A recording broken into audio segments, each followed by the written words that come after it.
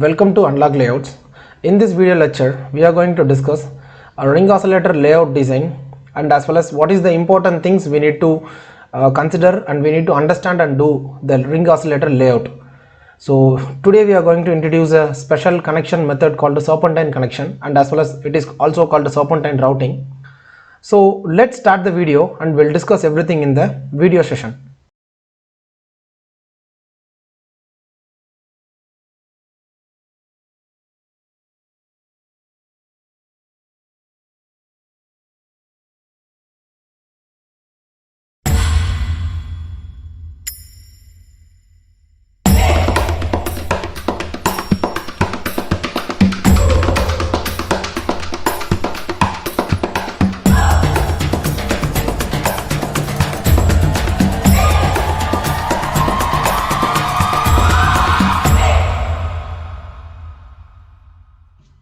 So this is our second part of our ring oscillator design. Previously we have uploaded a small details ring oscillator operational, and how the ring, what is the important things in the ring oscillator. Everything we have already uploaded in the part 1. So those who are watching this video for the new time, so just watch my previous video, ring oscillator design part 1. So this is the continuity video for the part 1. So the block what I am having, so this is the smallest block which is presenting in my VCO. So we have a PLL. So inside the PLL we have a small box called VCO blocks. So that is nothing but voltage control oscillator. So within the VCO we have another sub block. So this is the internal ring oscillator circuit. So usually ring oscillator will be consist of the sometimes they will consist of digital inverters, like back-to-back connected inverters. Sometimes they use common source amplifier. So same like they have some connected structures they have for a common source amplifier. So by using common source amplifier also they can able to implement a ring oscillator. But most of the thing, or most of the layout designers, they used to keep a inverter circuit, a kind of inverter circuit which I am showing here. So the back-to-back connected inverters will be most of the time they used for a ring oscillator design. So this is the two-stage ring oscillator. So this is our first stage and this is our second stage. So this is a two-stage ring oscillator circuit which I am showing here. Previously we have already discussed theoretical point of view. After designing a schematic, so we can theoretically tell what is the output frequency, which is what we are getting in the output side. So this is our output net, which I'm highlighting in the bottom. IN3 is my output net. See, based on the propagation delay and based on the tau is nothing but what is the RC delay between the input of the first junction to the output of the second junction. Okay, so that is nothing but tau. So tau is a propagation delay, and as well as this the coupling capacitance related the switching speed of the transistors or MOSFET. So once you calculated the tau value and once you calculated how many number of stage of inverters are there, so based on that we can calculate what is the frequency of generation of this ring oscillator. But those values are purely related to theoretical simulation. But once we started doing the layout of any ring oscillator, most of the time we need to give importance to this particular junction. So this particular junction, in the sense like here this is our output signal. So let me highlight the net. Net highlight. So I'll highlighting some of the nets here. So this net, whatever I am showing here, so because of this net we are unwantedly introducing some kind of tau we are introducing. Tau is nothing but the propagation delay and as well as the output delay. Okay, so for example this inverter output, it has to reach the second stage inverter input. So how much time it is taking to reach from here to here, so those delay can be calculated with respect to the particular net which I am showing here. Same way for the second net, IN2 is also the same kind of connection. So from the second stage of the inverter, the third stage inverter is getting the input. So this second stage output is connected to the third stage input. So how much delay is there between this particular line? So first these two delay we need to calculate. Then the third part, very very critical and important part, is like the final output. So that is nothing but our IN3. See, IN1 and IN2 is very closer. Okay, so schematically see, when we are looking out the design with respect to schematic, whatever nets we are routing, it doesn't have any resistance, it doesn't have any capacitance. Like coupling capacitance or parasitic resistance and capacitance is we should not we should not calculate. It is practically impossible. See, when we started doing the layout of ring oscillator, so these IN1 and IN2 will be laid in the layout very closer proximity distance, but the IN3 will be the lengthy routing. So what happened, because of this lengthy routing, so even though if the ring oscillator is having 3 stage, or if suppose if it is 5 stage, so if the number of the stages are keep on increasing, the length of the routing, so which is nothing but our last routing, so our last routing is here, that is IN3, the last stage of the inverter, which is giving the feedback connection to the first stage of the inverter. So this inverter connection IN3 is the last stage inverter output and as well as the first stage inverter input.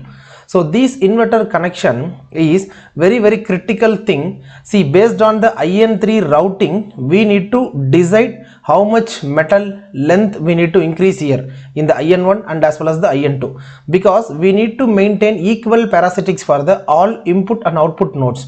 So here the input output nodes are namely called IN1, IN2 and IN3. So these three nets is the net which we are using for the input and output connection here.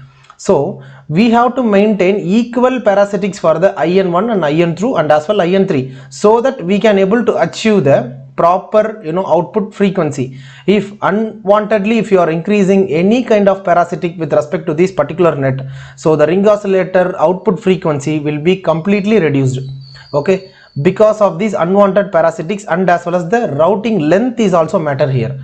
So these are all the important things in the ring oscillator design. So this is the internal ring oscillator. So let me show you the schematic and as well as the layout for the better understanding. So whatever I am showing here, so this is my internal ring oscillator layout. See, again at the time of doing layout, we need to discuss with our top level guy who is working in the top level, so what kind of aspect ratio we need to choose for the ring oscillator, because here it's just like a back-to-back 3-stage inverter. So no, I just kept it in the straight away, in the straight line. So I don't want to keep it in the 2 rows or 3 rows. I kept it in the single row, which is having not even 20 micrometers of the area occupancy. Okay, but if you have a 5-stage ring oscillator, then if you have area in the top level, you can keep it in the straight line. So as it is what I am keeping, you can keep it in the fourth portion of ring oscillator here, and as well as your 5th portion of ring oscillator here. Suppose if you don't have area, then what we need to do, we need to go for the 2 cross 2 matrix. Okay, this is like 1 into 3 matrix, because 3 device in 1 row. But if you have a multiple stages, keep on, if your stages of the ring oscillator are increasing, then we need to go for the number of rows we need to increase. Okay, so those aspect ratios should be calculated, and that should be what you say, like we have to take a decision with respect to the top level. So now this is our ring oscillator circuit. So the top portion, whatever I have, these portions of our P MOSFET devices, and as well as the bottom portion, whatever I have, those are like N MOSFET devices. So this is just like a normal inverter connection. So internally, whatever source, drain, gates are there, everything is internally connected with remain same like a inverter. But since it is a ring oscillator, we have to implement a new technique called serpentine connection. Okay, so some technique that are called serpentine connection. So what is mean by serpentine connection? How to decide the serpentine connection length, and on what situation we need to go for the serpentine connection. Okay, so these important things we need to understand. So this is like a new topic for the layout design engineers. Most of them, they would have worked in the serpentine, but most of them they would not work. Okay, they won't they will not allow us to work in the serpentine connection because of some other reasons. Okay, okay, let me discuss like what is the reason for this serpentine connection. See, as we discussed in the earlier stage in our schematic, the first stage of the inverter, whatever it is there, my first stage of the inverter is sitting here. So this is my first stage of the inverter, and my second stage of inverter is sitting here. Suppose if I want to connect my first stage input to the second stage output, I can take a direct metal line. Okay, so whatever metal I have, I can go for any metal, like whatever the metal is allotted for me, I can go for any metal, and I can choose the particular metal, and I can simply draw a straight line, and I can connect my connection with respect to the EM and IR calculation. Based on this metal width I have to decide. Once it is decided, I can simply route a straight line and I can connect. and for the same second stage also, whatever, see this portion here, what we have a second stage of inverter, and as well as we have our third stage of inverter within this particular portion. Instead of creating these kind of pending routing, this is like a kind of pending routing only, right? So instead of creating this kind of structure, I can take a straight line and I can connect it. Okay, so this can clear our LVS, and this routing can clear our DRC also. However, we are not violating any rules, and as well this can able to compensate our EM and IR situational problems also. But think about the last stage. So we have a third stage inverter is located here. So this third stage inverter has to connect to our first stage inverter. Let me highlight the net for your better understanding. So I'll go for the marking net. I'll mark the net.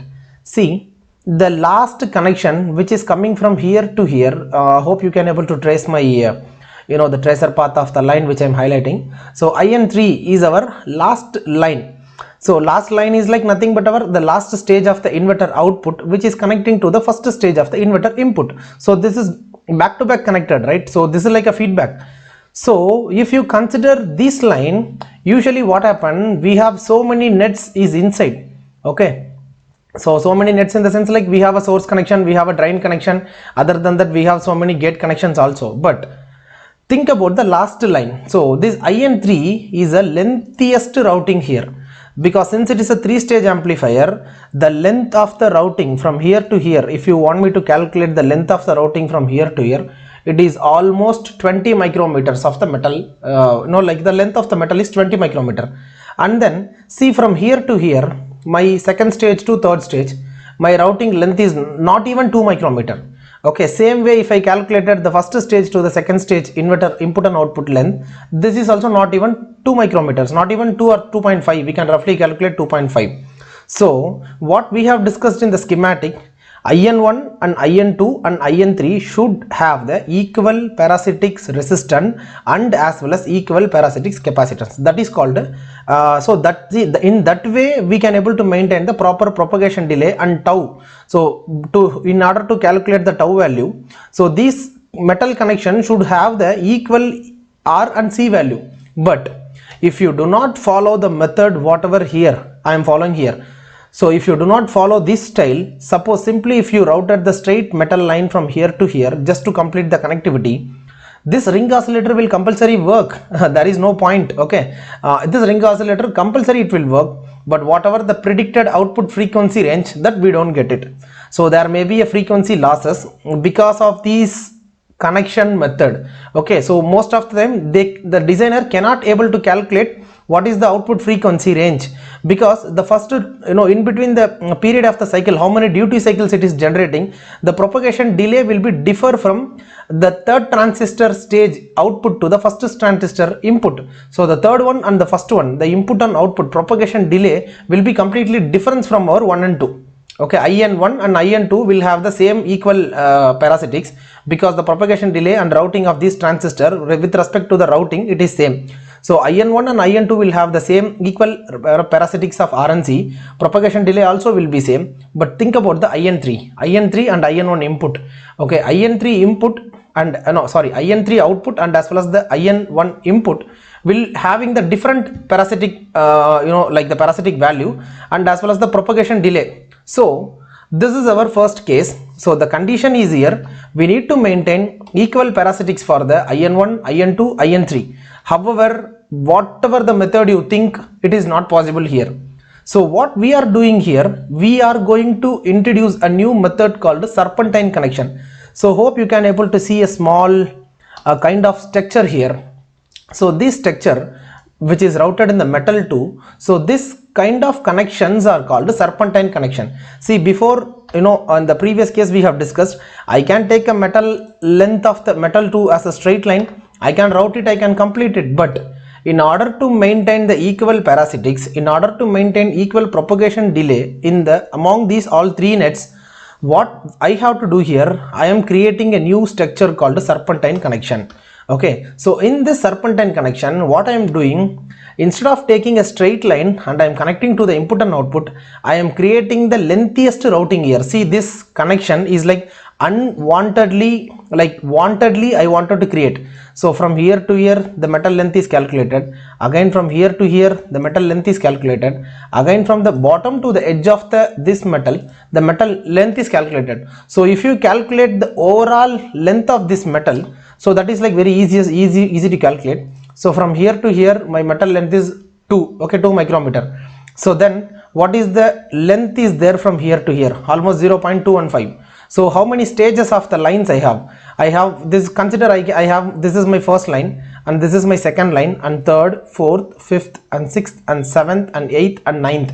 Leave about the last one. Okay, so this last one we can consider as a full line. So totally we have a 9 straight lines of the metal which is having 2 micrometers of length. So 9 into 2 is almost like 18 micrometer. Then the pending line here, whatever we are pending and connecting, the 245-degree pendings, these 245-degree pendings are having 0.215. So 0.215 into 5, it is almost like 1 micrometer, almost like 18 plus 1 is like 19 micrometers of the metal line which I am manually creating.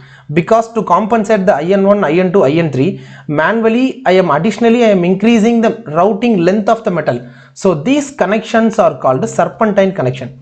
Most of the time these serpentine connection will be used in the PCB design engineers, but the same kind of, there is no difference between the PCB design serpentine and layout related serpentine connection. Serpentine is a serpentine, but here in order to maintain the equal parasitics and as well as the propagation delay, wantedly we are creating a connection that is called a serpentine connection. The method of creating this pending line, this method is called a serpentine connection. Whereas where we need to use the serpentine connection, first of all, wherever you wanted to maintain a equal parasitics with respect to the routing, okay, because somewhere even some source and drain connections also sometimes block A to block B, you need to maintain them equal parasitics. But that time, so those nets are not so critical, so we don't want to create a serpentine connection. But here, since it is a ring oscillator, every ring oscillator, whatever, even though it is an internal ring oscillator or external ring oscillator or whatever type of ring oscillator, let it be any type of ring oscillator, okay, whatever ring oscillators are there, in order to maintain the propagation delay for all the stages of the transistor, like we can call it as all the stages of inverter. Suppose n number of stages you have, all the n number of stages you need to maintain this serpentine connection to maintain the equal tau and as well as propagation delay for the lengthiest and as well as the routing resistance. So totally we have discussed here, this metal routing is almost like 19 to 20 micrometers of length. So if you calculated this final stage, like this final stage is here, it is 0.45 something, okay, we can consider as a 0.5. So from here to here it is 1.3. Again I am calculating from here to here, it is almost like 19 micrometers. Before only we have calculated, yeah, this is 19.5 micrometers. Again from here to here, so this is 1.3 micrometers. Okay, so totally we have 19 plus 1, and right hand side we have a 1 plus 0.5, like 1.5 plus 19. Okay, this is nothing but 19.5 plus 1.5. okay, so if you add these values, okay, 20 and as well as 21 micrometers of length we have. Okay, so 19.5 plus 5 is 20 and additional 1 is 21. So 21 plus 1, we have a 22 micrometers of the lengthiest routing which we have created for this IN3 and IN1. So in order to maintain the same metal length for the IN1 and IN2, I have created the serpentine connection here. This serpentine connection also should come nearby to 20, if not 19, 20, 21. Okay, I should maintain as closer as possible. Okay, so after doing this lengthiest routing calculation, what we need to do, we need to create a RC extraction file for this ring oscillator. We need to give it to the schematic design engineer. So whatever metal you have used here, for metal 2 have some uneven, like metal 2 is having some parasitic resistance and capacitance value, and as well the sheet resistance, and as well as here I have routed with metal 4. Okay, so even though in this case I have not maintained the metal 2 here, okay, because these connections are metal 2, these connections are metal 4. Okay, but since it is a lengthiest routing, So I wanted to reduce the resistivity and as well as I wanted to reduce the resistance of the metal. So that's why I have taken the metal 4 here. Okay, and also metal 4 is having lesser capacitance with respect to metal 2. Okay, so that's why I have taken metal 4. But if you want to create a like the same kind of parasitics, you can go for M2 also. Okay, we can go for any kind of metal. But once you decided this ring oscillator's serpentine connection as well as the lengthiest routing, we need to generate RC extraction file.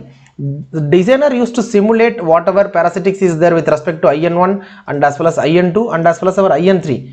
If the designer is satisfied with respect to the design, okay, this ring oscillator is ready to place in our internal circuit.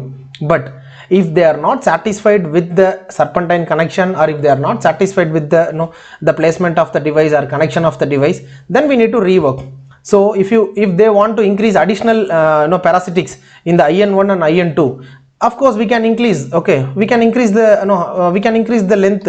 What we can do, we can simply go here. So just we need to create a same structure. So create a path and draw a straight line from here to here, and then additionally create a one more path here. Okay, so additionally create one more path. Okay, so if you create additional one more path, so this can additionally we are introducing some additional parasitic RNC value. So this has to be compensated with our MN4. Okay, sorry, IN4. So in this way, if you want, we can additionally create a metal connection. If they don't want these kind of lengthiest routing, suppose if they want to reduce the parasitic resistance with respect to this IN1, simply what we can do, we can remove one stage.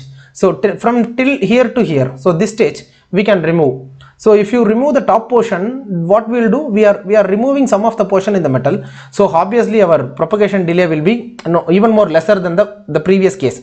So in this way only, usually we need to create a serpentine connection for a ring oscillator. See, particularly for any ring oscillator, particularly for internal ring oscillator, so these serpentine connection they will use for sure.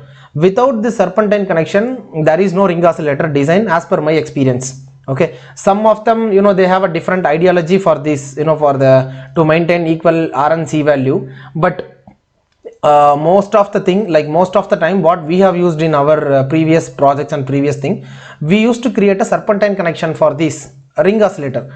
For if it is a ring oscillator, compulsory we'll go for serpentine connection. We'll close our eyes, we'll go for the serpentine connection. Okay, so this is the best way to compensate RNC value in the multi stages of the ring oscillator. So since it is a 3-stage ring oscillator, like we have only 3 inverters which is connected in the back to back. Suppose if you have a 5-stage ring oscillator, then think about the routing difficulties, and there are other routing difficulties is also there in the 5-stage. Then immediately they will shift on to 7-stage, sometimes 11-stage. So as of now I have worked more than 21 or 23 something, okay, 27-stage ring oscillators and all we used to work. But whatever let it be any number of inverters, like let it be any number of inverter stages, but the connection wise for any ring oscillator, you need to maintain the equal resistance and parasitics for the all routings, so which is nothing but our input and output connection. So here input and output, we don't want to confuse ourselves for input and output. So this is our input signal. IN1 is a output signal for the first stage inverter, same it is a input for the second stage inverter. Same IN2 is the output for the second stage inverter, and the same net is going as an input for the third stage inverter.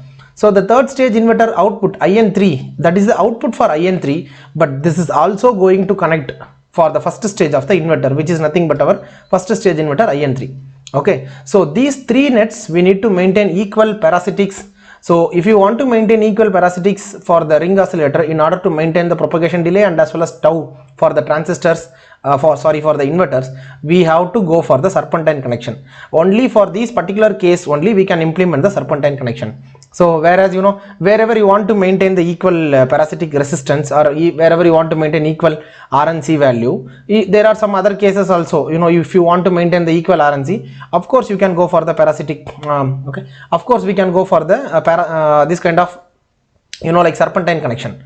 Okay, so this is the most important critical thing in the ring oscillator design with respect to the routing, because since if you're taking the look for the design for this inverter, so we don't feel any difficulties are there here, because this is just a inverter, back to back connected inverter. Simply we can take a metal line and we can connect and we can clear DRC and LVS. But clearing the DRC and LVS is not the ultimate style of the layout. Whatever the way we have designed for the schematic, we need to achieve the same input and output value, gain, frequency, operational, everything we need to achieve. Okay, it's not just like a connection, it's like a art.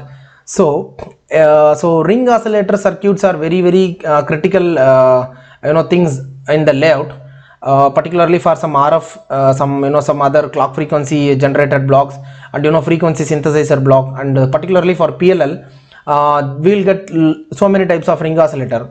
So by using the serpentine connection, you can achieve the propagation delay in the proper way.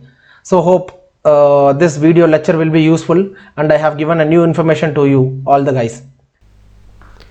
I hope I have given some valuable information to you in this video. Thank you for watching my video. If you like this video, please click like button and share this video to your friends. For more details about this video, please contact us to my email ID and follow us on my Facebook page and Twitter page, and kindly subscribe our channel, and don't forget to click the bell button.